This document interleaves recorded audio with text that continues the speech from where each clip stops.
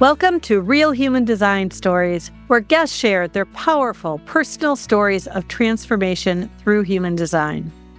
I'm Kathy Bashanko, an intuitive human design mentor and guide to radical self-trust.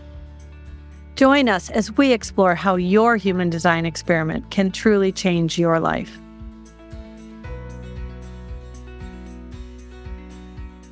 Hi there. My guest in episode 65 is Karen McMullen, a 4/6 emotional manifesting generator. She's right angle cross of the sleeping phoenix. And in 2014, Karen had it all: a thriving business, a loving relationship, good health, and a lifestyle of freedom and adventure. Yet she felt drained and disconnected. Discovering human design ignited Karen's sacral energy, leading her through a decade-long journey of healing and restoring her joy. Today, she helps her clients find the confidence and clarity to launch their next-level creations and make the impact they were born to make. An author of multiple channeled books and a popular human design YouTuber, Karen inspires and educates audiences daily. Originally from Canada, she now lives a life of passion and creativity, often salsa dancing in Havana. And I have followed Karen for years on YouTube, and she was actually scheduled to be a podcast guest back in July. And it was really, I don't know if I've shared to you the clarity I got from that whole experience, Karen, when I canceled that event in the middle of a bunch of crisis. And it just really reminded me how nice it is to be dealing with people who are really in aligned and honoring their own authority, because they so graciously allow you to honor yours as well. So I thank you for that, and I welcome you to the podcast. I would love to, if you just say hello to our guests and then just start right out by telling them your human design story, however you want to start it. Amazing. Thank you so much for this opportunity to be here with you. And yeah, I absolutely, totally roll with the flow of life. And, having the whole integration circuit, it's really about being in the now. And it's always been a challenge for me to schedule and plan, because to me, it's like, well, I don't know what we're going to do until it's happening. But that doesn't really work in the world, right? So those online schedulers are my friend, But when things happen, like what happened with you and I having to reschedule the podcast a couple times, to me, that's 3 times, I think, wasn't it? That's just normal. That's just life doing life, right? But I think it's beautiful when it's happening, because Friday is my birthday. And is it Monday is yours? Yes. Monday is your birthday. So we are recording this during my incarnation cross gates, and it will be released on Monday on your birthday during your incarnation cross gates. So that just seems like really beautiful, perfect timing, right? That is perfect timing. That is so beautiful. I love it. Wow. How beautiful. Yeah. So I'd love if you just, are you comfortable just starting off sharing how you found human design, what was going on with you? Yeah, absolutely. So I found human design. I had been a coach for years, and my mom was a coach. So I grew up with the Enneagram, the Myers-Briggs, like personality typing systems. My mom did several coaching trainings. And so that was kind of the environment I grew up in. And I became a coach. I was doing a body-centered form of transformation that I learned with doctors Gay and Katie Hendricks. Mm-hmm. And I had then gone and studied marketing and sales to learn how to build a coaching business. And, this was back in like 2010 or 2009. And I ended up growing this business where I was traveling around Western Canada and doing public speaking. So I would go and I would speak to a room full of business women, and then I would enroll them in a 3-day workshop called Discover Your Genius. And then at Discover Your Genius, I would offer them a year-long coaching program. And, I'll never forget the day when I first offered my year-long coaching program to a group of 18 people at my Discover Your Genius workshop. And I made $50,000 in 24 hours. Wow. And and I was like, whoa, this stuff is powerful. Like, this is powerful to know how to sell things to people. Yeah.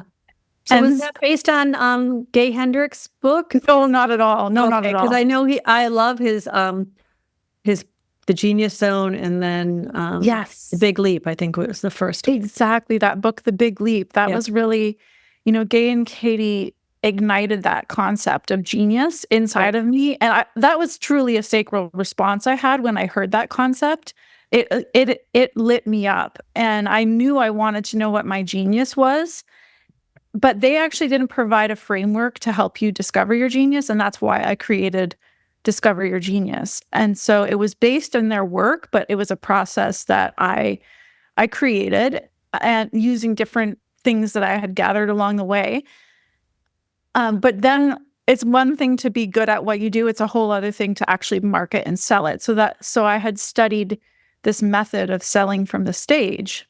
And so I used this sort of framework to sell, and it worked. Like, I was making all this money. I was like in my late 20s. Wow. And I grew a business quite quickly. So I was making more, between $100,000 and $200,000 for several years, which was a lot for me and my peer group. But then I felt drained. So I didn't really know what was going on with me, but I truly, literally had everything I wanted. And yet I was just wanting to like be on the couch, watch Netflix. I felt kind of drained and depressed. I couldn't figure out what was going on. But then I found human design. One of my teachers recommended it, and I started looking into it, and I got infected. Like, I was obsessed with human design. And then I had my reading with John Martin. Aww. And I mean, if you don't know who John Martin is, no, he's kind of an extreme character. And I was activated by his voice. I got really turned on during my reading. And that was a pivotal moment, because the degree of turn on was like living in color versus black and white. And I realized, wow, I've been living in black and white without even realizing that all this sexual energy was just dormant. And, channel 59.6, the channel of mating, is quite prominent in my chart. Not only is it one of my channels, but also it's a part of our gate 59. The gate of sexuality is a part of my incarnation cross. So this was like, it was almost like I was living more from the personality side of my chart than the design side. And so when the design side got activated, it was like just turning on a button, and it never went off. So that lit a fire inside of me, and then it started to make it so obvious that there were so many pieces of my life that were not aligned with my sacral life force. What year was this? How old were you? Oh, goodness. That would have been probably in 2013, I think. 2014, maybe. I think it was 2014. Yeah. So you were already this side of your Saturn return. Yeah. So I would have been 36 is your design Saturn. So I was thinking, well, I wonder if this was around your Saturn return. And I didn't mean to cut you off, but my mind just started thinking about that. So that's interesting, though, because this whole thing happened to you. You were already on the roof, in human design speak, right? Because but from the sound of it, I'm going to let you continue with your story. It's a very unusual way to experience the roof, from what I know about your story. I think I'm a very mutative being, and the mutations that I've experienced throughout my time on the roof, I mean, I don't know if I'm living incorrectly or something, but I just definitely have a lot of mutations going on. Well, it's a time of integration, right? And I think sometimes people mistakenly see integration as this like dormancy, but it's not, right? Integrating everything is this like really deep, like taking in of life kind of thing, which, anyway, I want you to continue with your story because I know a lot of it just from hearing you speak before, but so for our listeners to know what happened next after your reading. Yeah, so I really took the human design experiment seriously. And, John was my mentor, so he was very much hardcore about this is an experiment. This is something you take into your life and you live it because it matters. And so I just took a year right away and used that first year just to discover what does wait to respond really mean. And I took that into my business, and I was willing to basically destroy everything that I'd created in order to find alignment. And I did things like, for example, I used to make a lot of my money through doing sales calls. But then I realized I actually didn't like doing those calls. So I just stopped doing them. So then it was like, okay, well, I don't know how I'm going to make money because I actually had, I had a person working on my team that I paid like $2,000 a month. I had a lot of expenses. And so it was pretty hardcore how I went about this. Like I look back on it and I think, oh my goodness, I was crazy. You were brave. I was brave, yeah. But then I went on a vacation down to Mexico, and it was a dancing retreat that I went to, and that I had a full body response to. And I loved it there. I just felt so much more alive in Mexico, and I ended up going back to Canada and selling my belongings and moving down to Mexico. And I ended my relationship that I was in because although it was very beautiful in a lot of ways, it just didn't feel aligned, I guess, with my life force. And then that began kind of like a whole journey of discovering really who I am. Like I became much more integrated with my femininity and with my spirituality. So I spent those years kind of immersing myself in meditation, and I did a lot of healing work and a lot of actualization of my sexuality and my femininity. So that took me quite a few years, and until I, in 2019, I ended up channeling a book, which was kind of a surprise event. I was just meditating one morning and I got this full text dictated into my brain, and I wrote down what it was saying. And then that happened for 4 months, and I ended up writing a beautiful, beautiful book called Alchemy of Consciousness. Wow. Yeah. So that was, when I think about it from a human design perspective, the gate 55 is my design earth, and that's the gate of abundance of spirit, like you have as well. And yeah, I do feel that it's, a connection with God, and that's really primary for me now. And yeah, I've always felt, I describe myself as a lifelong seeker. I've always felt that, but see, I'm the second line. So it's very different. It needs to always, I feel like it needs to be drawn out of me in a different way. And it's very in the moment. So like things will happen that will just draw that connection out of me in a different way. And oftentimes, so, our charts all work in sync, right? We can't just take them in isolation. So I have the whole 3955. So I've got that root pressure so there's a provoking there that always is happening too. And because I have this provoking with that connection, I often would feel that it was like people would not know how to take whatever I would be saying.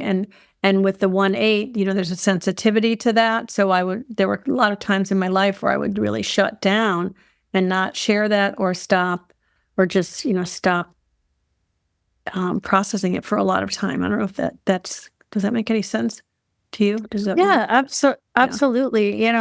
One of the things I've been saying for years and years is until you claim your gift, your gift is a problem. Yeah. Right. And that is so beautiful. I love that you say that, because I really, had spent so much of my life. I'm the youngest of 9 kids, so everything about me was a problem to somebody, right? Because there was always all these things, get out of my way. You're too this, you're too that, you're not enough of this, you're too, whatever. And so with that 1-8, I just really internalized a lot of that. But yet at the same time, there was this part of me that had this connection, that knew that, like, was it Marianne Williamson says that that whole quote about we're not afraid of our, that we're not enough, we're afraid of our magnificence. And that's totally not even paraphrasing it, but it's the gist of it, right? That's what we're really afraid of. And I've always known that at my core, that I am here to have an impact. I'm here to really be this beautiful connection to source energy that I know that I am. But then I'd have people who would say stuff to me like, you just think the world would be perfect if you could just give everybody a hug, Kathy. Like they say it like that's the result. And I'm like, well, it would sure be better, wouldn't it? It'd be a little bit better than if you're throwing, shade at everybody. But anyway. So back to your story. I kind of... Yeah. No, I just want to speak to what you're saying is just that's one of the things that I really believe about human design and just us in general, is that once we understand who we're here to be, then it's, in my opinion, it's our responsibility to actually learn how to create the environment where we can actually be that. It's kind of like, I realized that this sexuality thing was a big part of my chart, and yet it was so dormant and it was so uncultivated. It's a potential of who I am, but it wasn't actualized. And then, what I gave myself was I gave myself the environment for that to blossom. So I studied sexuality. I took many different courses. I did a lot of healing work. I would find a mentor and be like, okay, this person I feel can unlock another piece of this in me. Or I started dancing.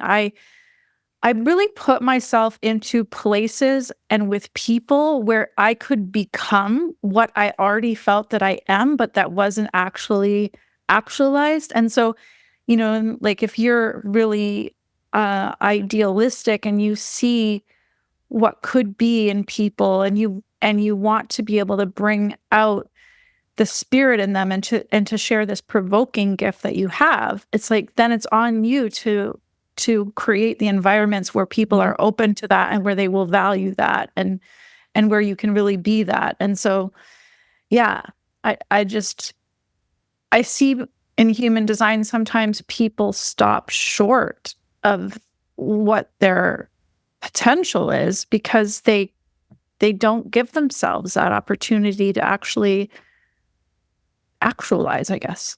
Yeah. Well, I think, a lot of people are afraid. And when you describe what you did, of like having what everybody in the capitalistic world would see as a successful career, right? And a good relationship. You said it was a good, solid relationship. In fact, you referred to them as your soulmate, right? In something that I read.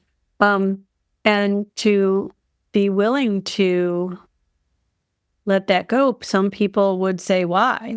But if it's that thing inside that says, right? Or I don't know what your sacral sounds are, right? Is it a no for you, since you have that, 3420 sometimes doesn't really feel the and the no. Yeah, I definitely make sacral sounds. You do? Yeah. Yes. My sister is like, no.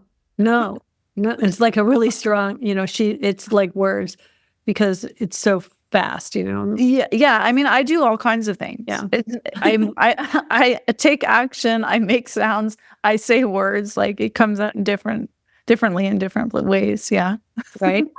So then, so you went to Mexico for this dance Oh yeah. retreat, and that Yeah. sounds really So fun to me. But what happened next? so then yeah. So I lived in Mexico for 5 years. I channeled this book, and Yeah. when I channeled the book, I started to realize that this book was not just for me, and I took it seriously. And I was making so little money at this point. Like I went from one extreme to the other. Like I was living on about $1,000 a month. I had a few dwindling clients. Like my business had completely dissolved by this point. And I somehow invested in publishing this book, which took an entire year. And I got the message through channeling. So I was channeling quite a bit at this point, that I'm here to touch the lives of thousands of people, and that I should really do whatever is required to build the kind of online platform where I would be able to have that reach. And so I started researching, how am I going to learn about online anything? Because I wasn't really online at that point. And I ended up finding YouTube and researching YouTube. And because of the exponential nature of YouTube and how every video you create is not only for now, but also for later and has the chance to be picked up by the algorithm, I resonated with YouTube. I just bought the equipment. I went all in on it. And I started building my channel, and had this knowing that I basically felt like, whether or not other people believe this, my perception, my reality is that I was spoken to by God, that this was part of my purpose. So I didn't really have any doubt that it would succeed. I had a knowing that it would. And so I proceeded as if it was going to all work. And I started building my YouTube channel. And, my real goal was because I felt like I wanted to share this book and to help people connect directly with their connection with God, with their divinity. But it was actually my human design videos that started taking off. So it's like, sometimes we can want one thing, but what the world responds to is different. And so I have become much more known for human design than my channeling and my other work. But in fact, the channeling is the whole reason why I went online to begin with. And I've always been passionate about human design since the moment I learned about it, changed my life. And I can't not see through the lens of human design. Like when I meet people, I see their design even before I know what it is. I have ideas about what their design is. And so it's just really a part of how I see. But actually, I was never really called to study human design in great depth. I really love the basics, your type, your strategy, your authority, your profile, the defined and undefined centers, the gates, and channels. But I didn't do the in-depth study. I didn't resonate with it. I never found a teacher that I wanted to learn with beyond that. So I consider myself to be a master of the basics. Yeah. And I think you really have done a great job with that. I mentioned to you, I was listening to something you did recently. I believe it was called the Confidence Keys, right? And Yeah. you did one that we were talking to projectors. And you said something in a way that was so clear. It was so different than how I'd really resonated. It was something about bitterness when you were talking about when a projector is expressing negativity, when would you mind sharing it? Because I just felt, I find that I understand when a projector is bitter, that's our cue that we're not meant to be engaging, really. We're meant to go inward, do our own things because we're not pleasant to be around. But just the idea of negativity, and when you were saying this, I'll let you explain it. I was sitting there and I'm going, oh yeah, I think I can resonate with that. I can see that in how people respond to me. So anyway, go on. Would you mind sharing that? Well, I'm imagining what you're referring, because I'm not exactly sure what I said in that moment, but I'm imagining that what I said was that, when most of us are feeling negatively, then we put that out there, but it's when the projector does, it's penetrating. So it actually like goes into you. You have a penetrating aura. So it's like you're taking that bad energy and you're Right. putting it in. And then it can be really almost intolerable.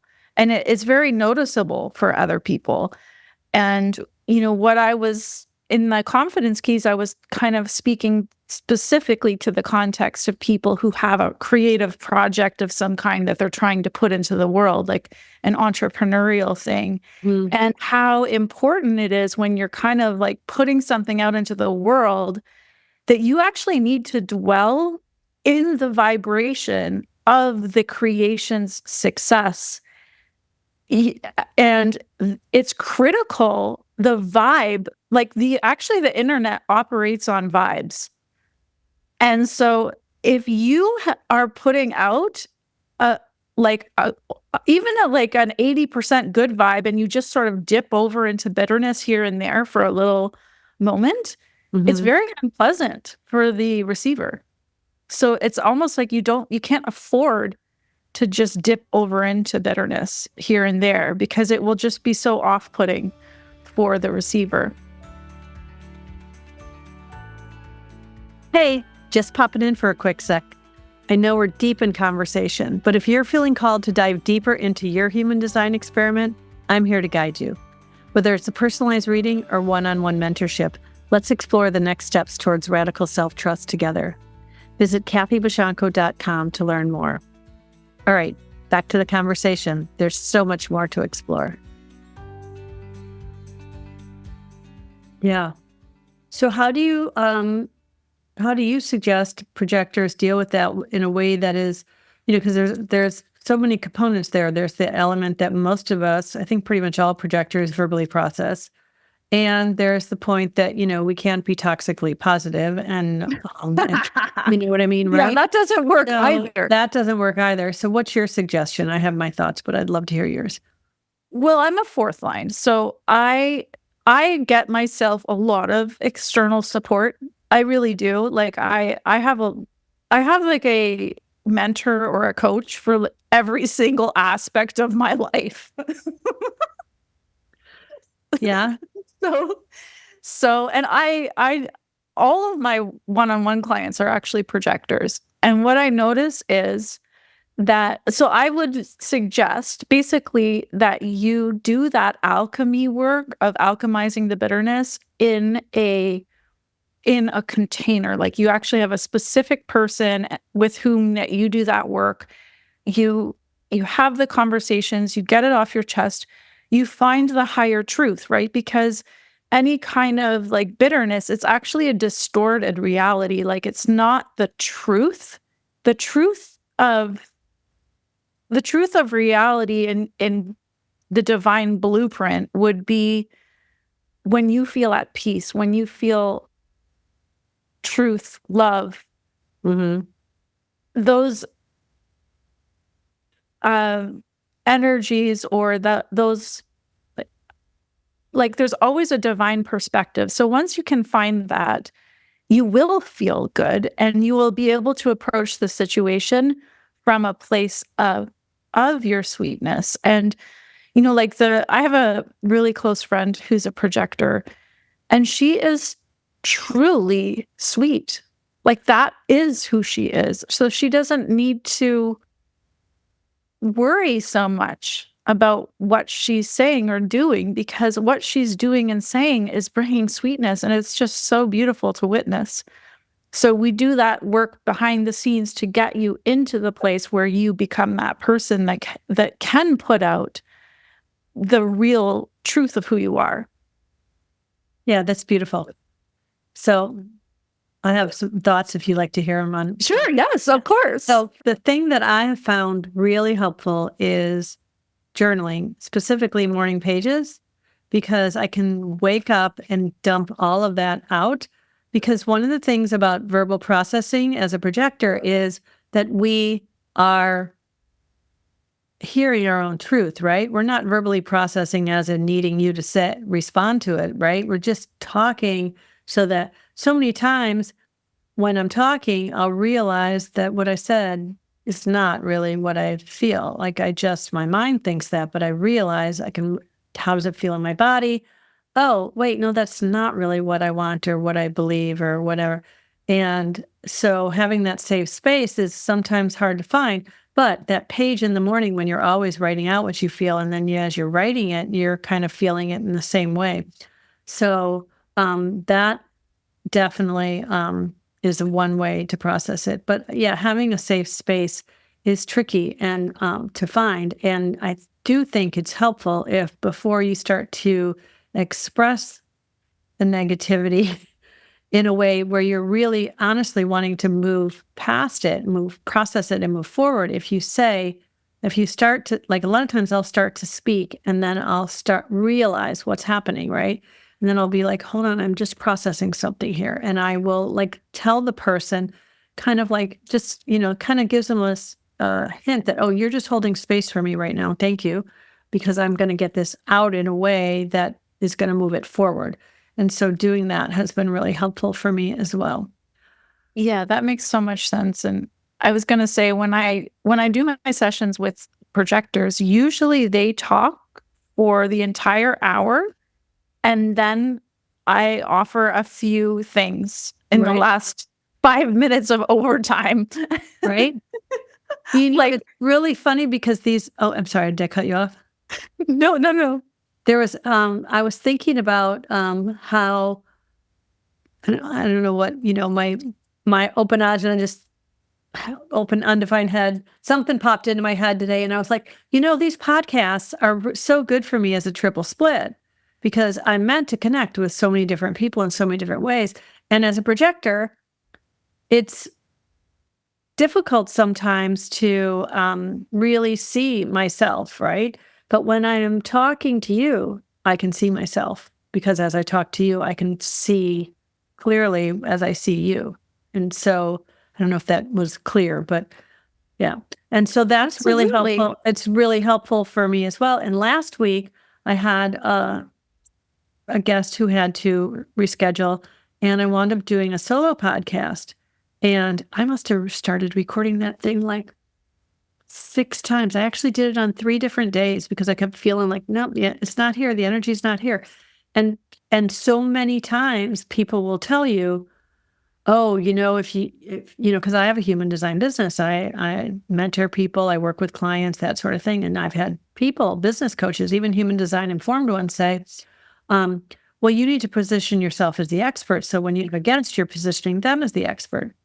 And so you should do solo podcasts. Solo podcasts just don't fly for me because I can't see myself enough to know what to talk about in the moment, right? Yeah, it works against the mechanics. Yeah. Right? So it just doesn't work when you try to go against the mechanics. It's tricky. I did do a podcast and it was short and I think it had some good points in it, but it was definitely more challenging for me. Whereas right now, you and I can feel that sacral energy, even though you're in Canada right now, are you, right? Yes. Back. I remember you were you had gone down to Cuba and then you said you had no internet or something and you had to go back. Is that what happened? Yeah, I'm super sad. I was going to go down to Cuba for 3 months and unfortunately the internet wasn't good enough this time. In all of Cuba? Well, I couldn't. Cuba is a very strange place. I don't know if you've ever been there, but it is like Alice in Wonderland. where every single time I've gone there, there's been some sort of initiation or some sort of thing. And initiations are not something that you can anticipate or plan for. Like it's always something out of left field. It's always something that I couldn't anticipate. And I always go down prepared for the thing that I would experience the last time. And then it's not enough preparation. How did your relationship with Cuba come about? I'm curious about that part. Oh my God. Cuba is, I actually went to university and I determined my entire career or university path based on hearing about this exchange program to Cuba. Oh. So that this was one of my first real sacral responses. It's like one of the key moments where I heard about this exchange program to Cuba. I didn't even know what Cuba was. I didn't know where it was on a map. I just knew I had to do this exchange program. And so I changed courses so that I could study international development studies and do this course going down to Cuba for 3 months. And so I went down there in 2002, I think. And when I was 21, and it was incredible. And I salsa danced for my first time then, and I loved it. And then so many years later, I ended up, when I started salsa dancing in Mexico, I got this idea that came to me. And the idea was to do a retreat in Cuba called Havana Nights for sexually suppressed women or sexually frustrated women, and to take them to Cuba and to study dance during the day and then go out dancing at night. And then I met a woman, a manifester, who was already planning that trip. She already had this trip planned for women to take them to Mexico. It wasn't called Havana Nights, but I ended up becoming friends with her and going on her trip. And it was one of the best weeks of my life. Like it was, I mean, this place is just unhinged. Like the most insane things happen there. And such cool moments. I mean, I could tell you so many stories from that. But the aliveness is off the charts. I feel like Havana is the most sacrally alive place on the planet. You know, people there know living from response. They are that. They read energy. They move from instinct. The whole place is moving that way. And so when you go there, you're just a part of the stream of life, and things unfold so naturally. So I went on that trip. I went back on the next trip with this friend of mine. And then I decided to go and stay for 3 months and study dance. And then I found a actually reliable internet connection that allowed me to live there. So I went back and lived there for basically a year in the last 2 years.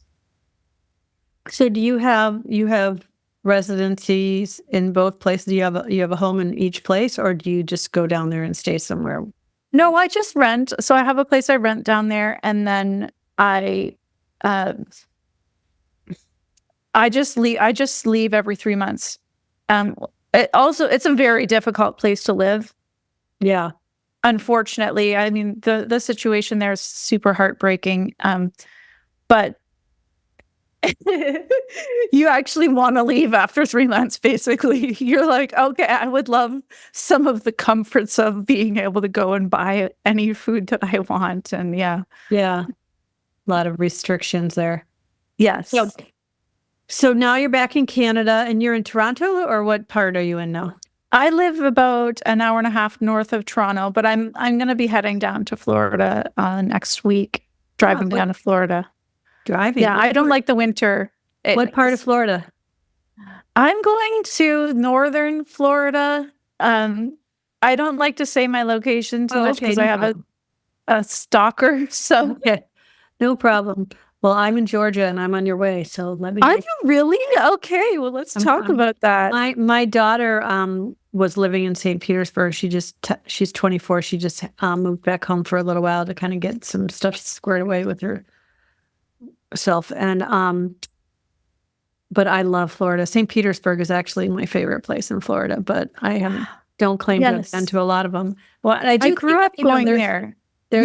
My grandpa had a place near there. Oh, really? We'll have to chat about that.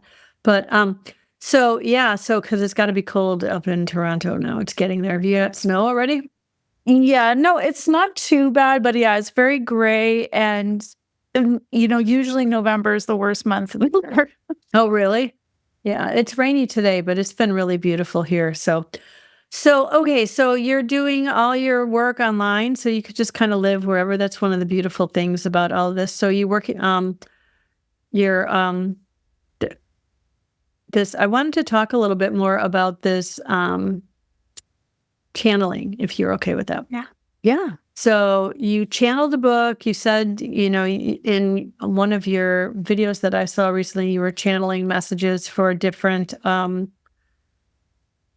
different energy types and that sort of thing. And can you tell me a little bit about your journey with channeling? When did that start, and how has that come about for you? Yeah. So it started when I was in Mexico, and I was meditating. I was waking up early and meditating, so like 4 a.m. And I just started to hear this voice dictating text. And so when I first started channeling, it was very abrupt, or let's say distinct, because it was like I was connecting with this voice that was very different from my own self. So it really felt like there was me, and then there was God, or there's this voice. And I didn't really understand what was happening, but I went with it. And as the years have passed, basically I became mentored from this. Like if you read my book, it was basically the spiritual book I needed. And at the time, I was quite distant from being able to live in alignment with what I was receiving, the information I was receiving.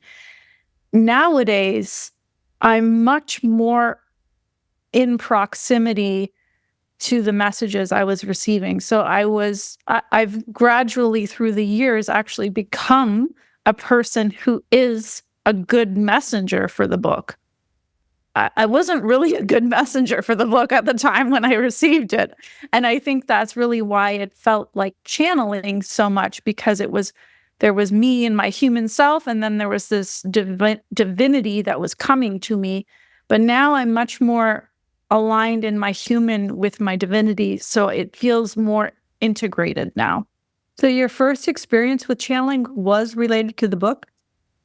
Or did that? Yeah, I'd had moments prior to that where it was more like I would get intuition. Like I had a voice one time. I was meditating and I heard the voice say, "Cut your hair off," and I was like, "No effing way!" Like, screw you. I love my hair. I think it makes me attractive, and there's no way I'm cutting it off.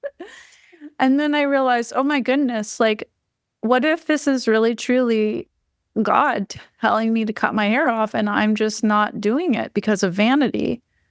And so I realized, oh wow, I've just put my vanity above my divinity. So I cut my hair off.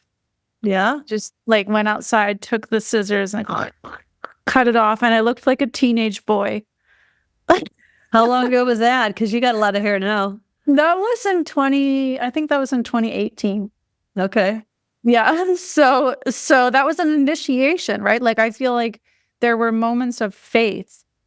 Another morning I woke up at 4 a.m. and I got the message, go to the beach.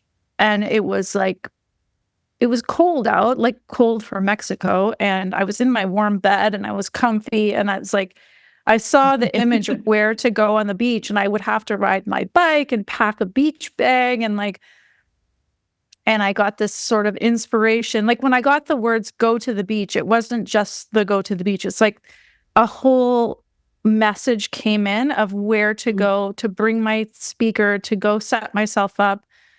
So I rode my bike down to this place on the beach, and it was pitch dark.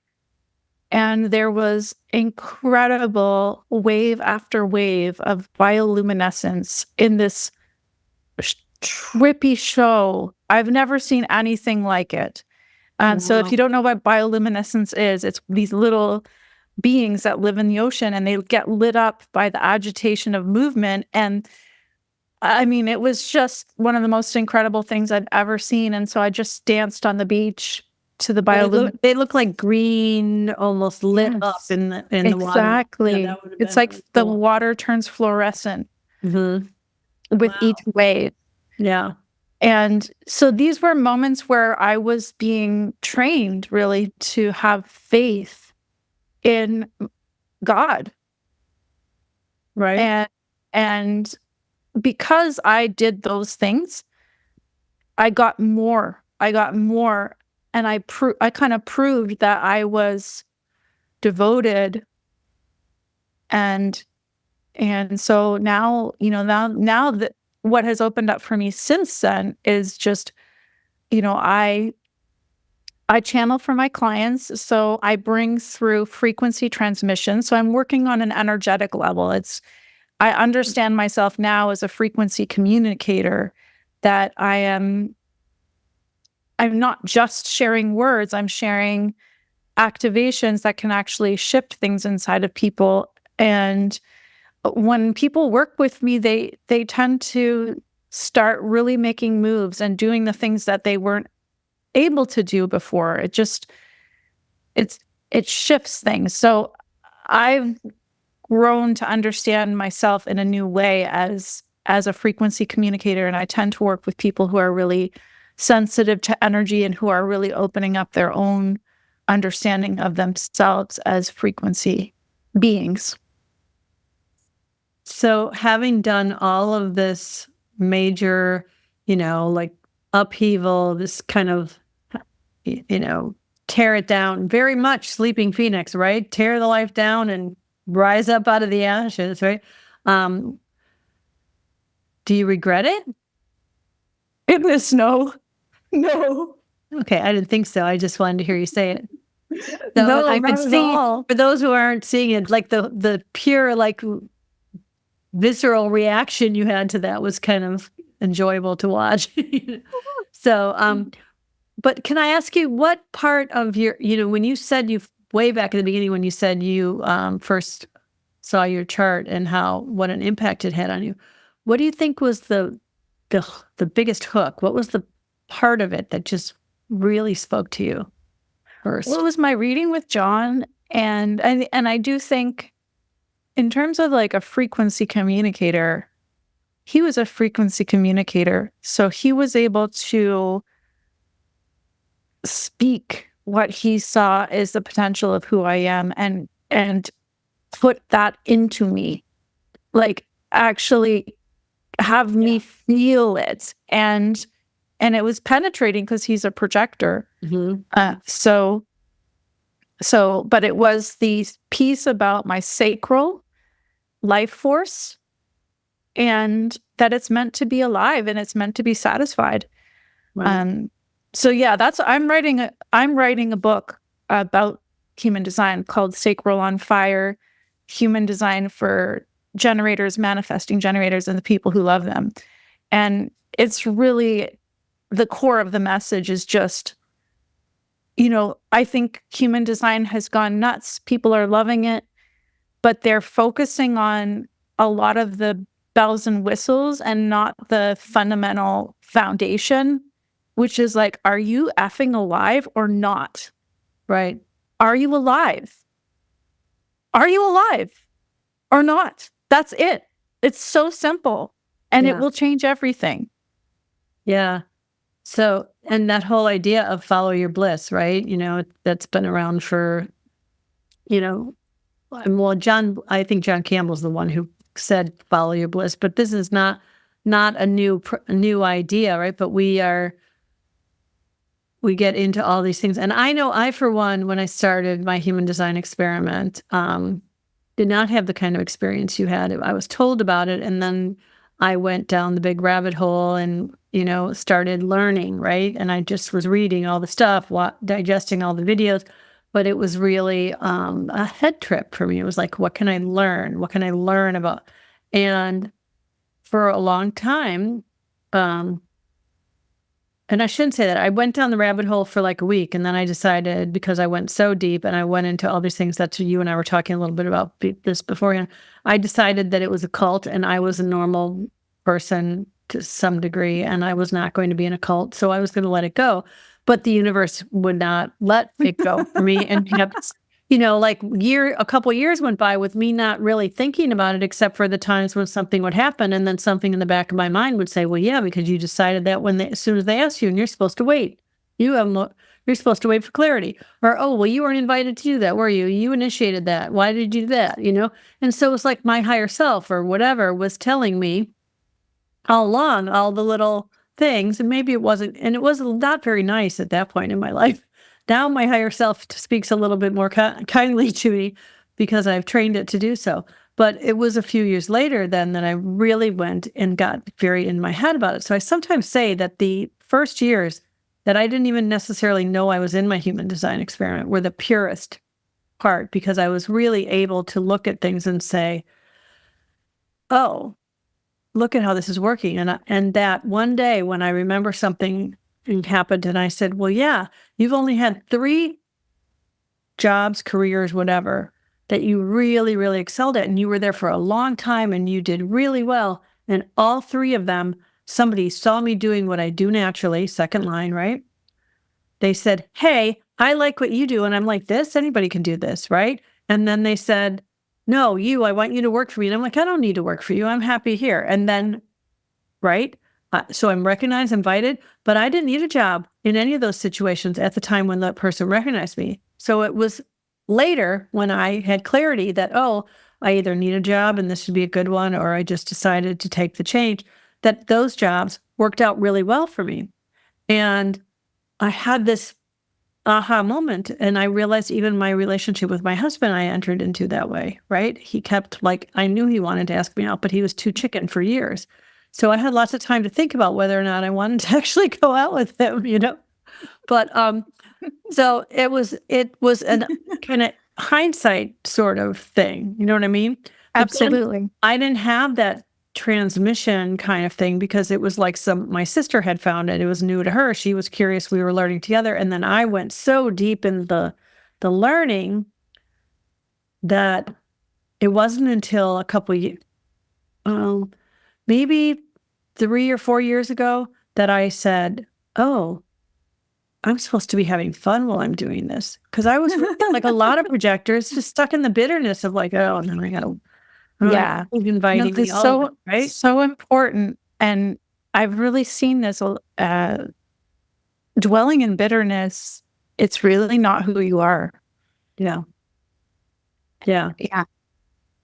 Yeah. So anyway, I went a little bit off on my story there, but I really have loved watching, because when I went, I think it was when I was in that phase of deep dive learning about 4.5, 5 years ago, that I maybe found you on YouTube. And I've seen, and I guess some of your videos were a little bit older too, but I've seen an actual physical transformation in you over the years. I've watched that. And your posts when you're down in Havana and you're dancing, and there's just so much aliveness in you now, right?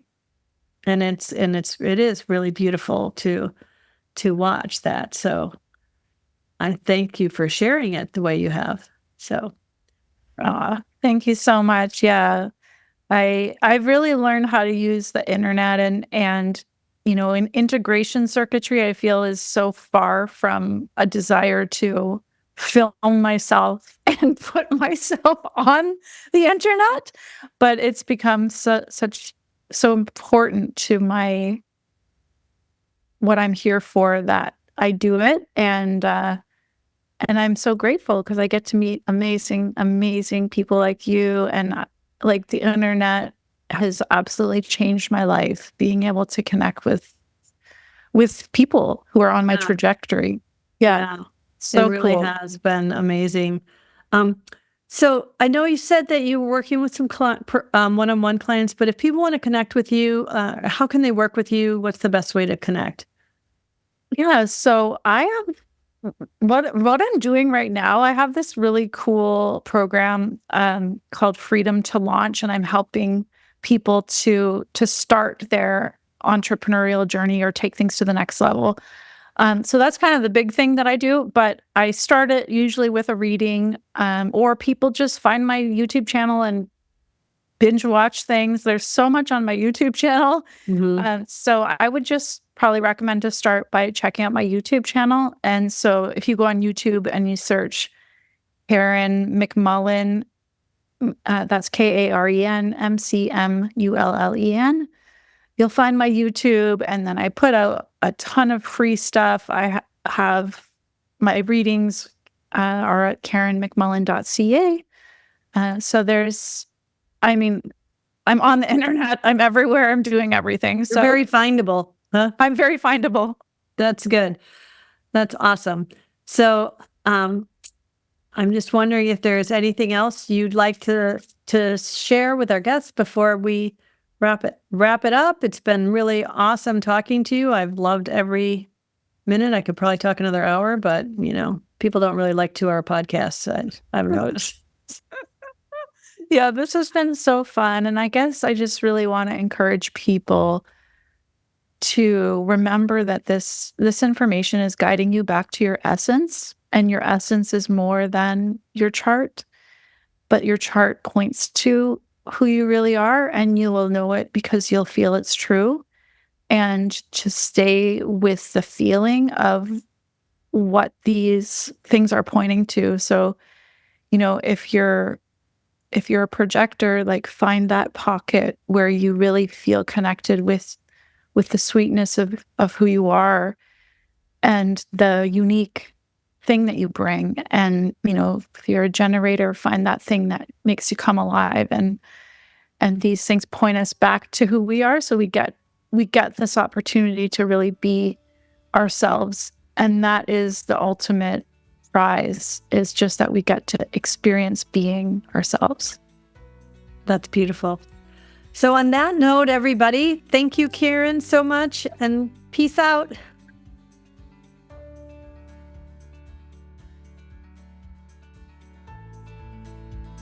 Thanks for joining me for this episode of Real Human Design Stories. I hope these stories help you see how human design can reframe not only your own story, but also the stories you tell yourself about your relationships. If you're ready to tell a more empowered story about who you came here to be, I invite you to explore ways to work with me directly at kathybashanko.com. Supporting this podcast is easy. Subscribe on Apple Podcasts, Spotify, YouTube, or wherever you listen. If you enjoyed this episode, please leave a 5-star rating, like, comment, and share with your friends. This helps the podcast grow the most. You can also become a contributing sponsor for as little as 99 cents a month. Details are available at realhumandesignstories.com. Thanks again for being here. Real Human Design Stories is created and hosted by me, Kathy Bashanko, and produced by Number 3 Productions. Peace out, everybody.